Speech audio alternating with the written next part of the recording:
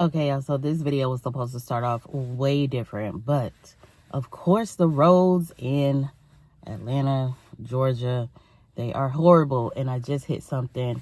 Boom. Oh, your tire is low. So let me I'm at the tire shop. Let me see if they can patch me up. Another thing is my car is overheating, but I can't get that fixed because that shop doesn't open until the 2nd. So y'all, like, real life, it's real life, and it happens. So let me get this handled, and then I'm gonna come back. I only got 2 more in the back, and they like brand new. I know you're gonna hear one every bit about 100 piece for those. But I got these. This is the same size you got. It's a Michelin. You said it's a Michelin? Yeah, it's a Michelin too. Same size. Something like this will run you $66. That's mounted balance. Can't find the mic. Hopefully this audio is good. It is not going to be one of those days. I rebuke that in the name of Jesus. When it comes to investing in businesses, especially a storefront, please do your research. When the opportunity presented itself, I did have the extra money, right? And so it was like, oh, we'll rather use this money to invest instead of paying it to the government, right? As far as like taxes, okay? So 2 years later, I still haven't made my investment back. Normally in investments, you want to make your money back at least, like, depending on how much you spend and depending on what it is.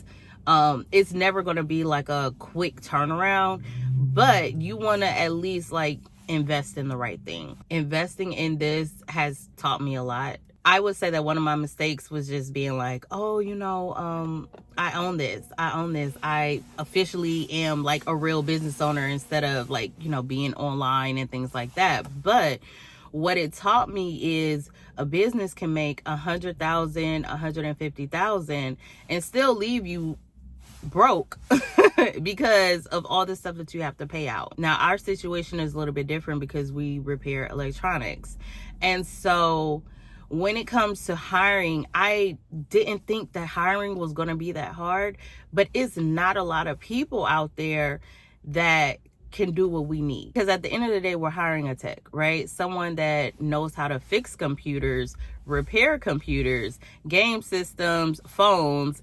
And so the issue that we were having was we would have someone that knows how to fix computers, but they wouldn't know how to fix phones. And then they would know how to fix phones, but they wouldn't know how to microsorter as far as like with the game systems. We found out that people were stealing, so it's just like so much that goes into owning a storefront. It's like, y'all, please think about it, do your research.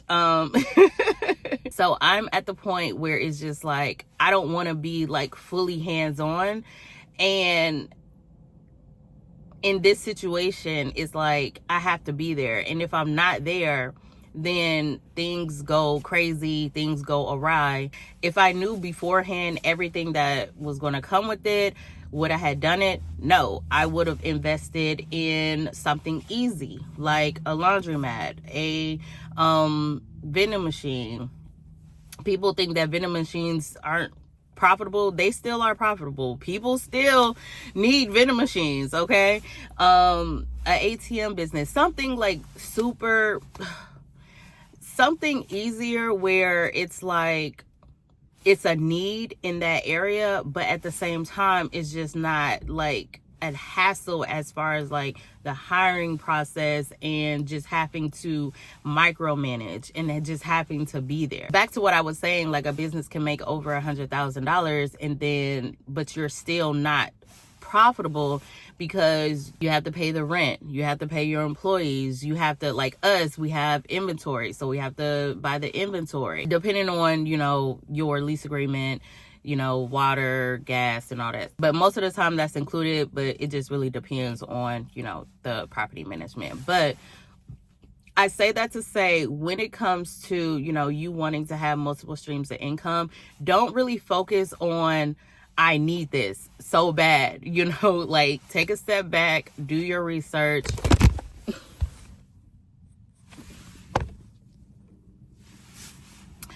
Assess the market before you go all in. Now, don't get me wrong, it's a good business to have, but just make sure you weigh out the pros and the cons. So the biggest issue in this industry, like I said before, is hiring. Now, the second issue is USPS, right? We order a lot of products. I'm about to go in here, and granted, it's holiday time, so there's always going to be delays. But when I say that there's always an issue with USPS, because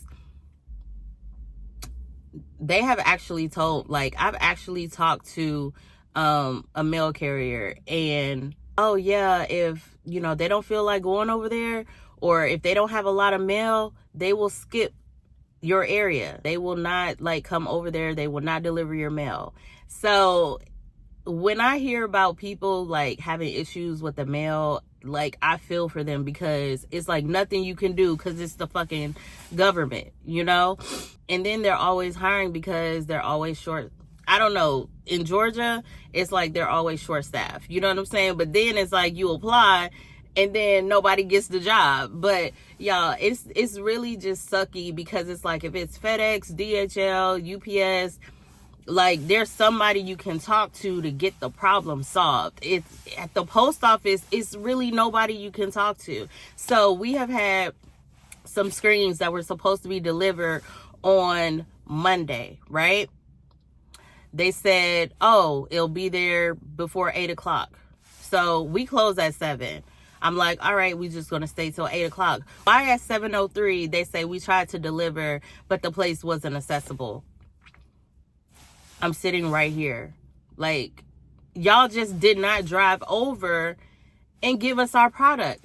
The next day, we closed at 7. They came at 7:40. Oh, what a coincidence, right?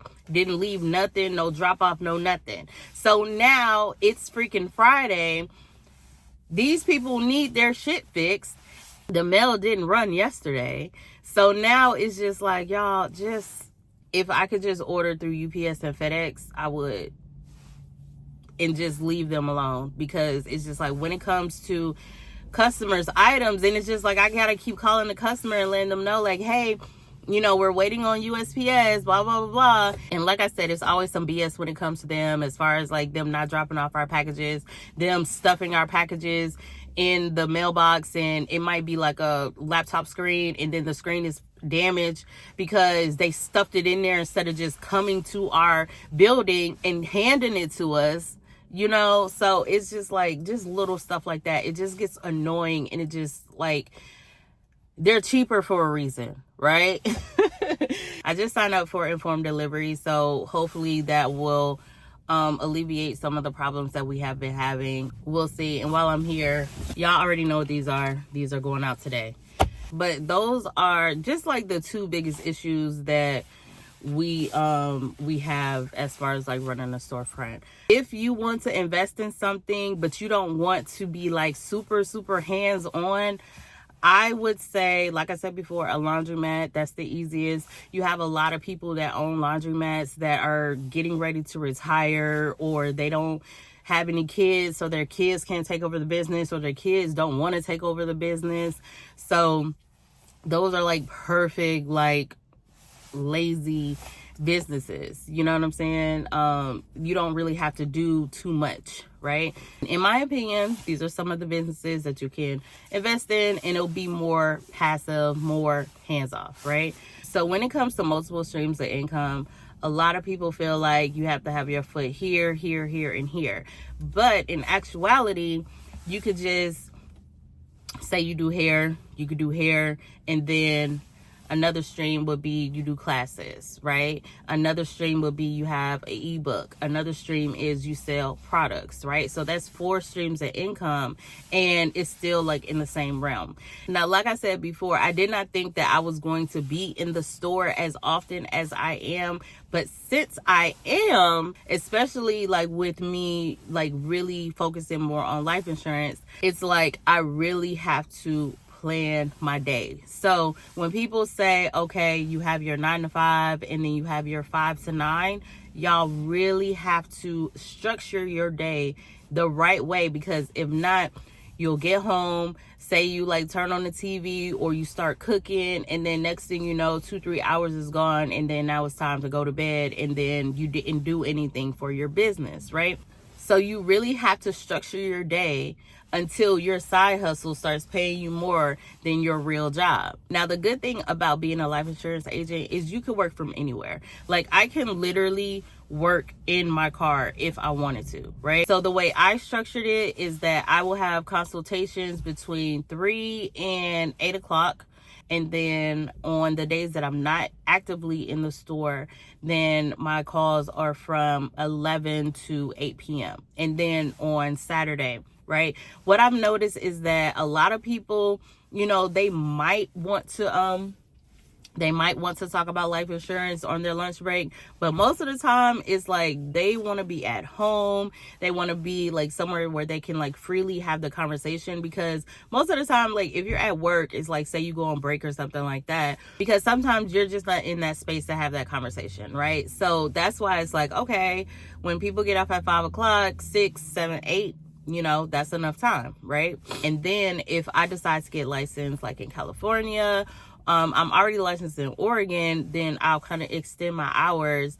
I can work up until 10 o'clock because it's only like 7 o'clock there. So if you already have a job and you're thinking about becoming a life insurance agent and you're thinking like, oh, I don't have the time, you do, right? Even if you just work like 1 to 2 days a week, that's still extra money that you did not have. And then the real bonus is you're helping 1 to 2 families, 1 to 5 families a week.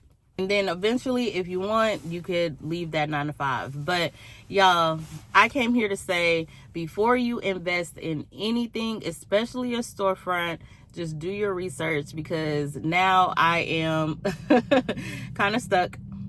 I just have to work around that schedule, right? You live, you learn, you make mistakes. So like I said before, do your research on any investment that you are doing. So let me go in here and talk to these folks, and hopefully they have our package. Bye, y'all. Y'all, so my car overheated. But I got food.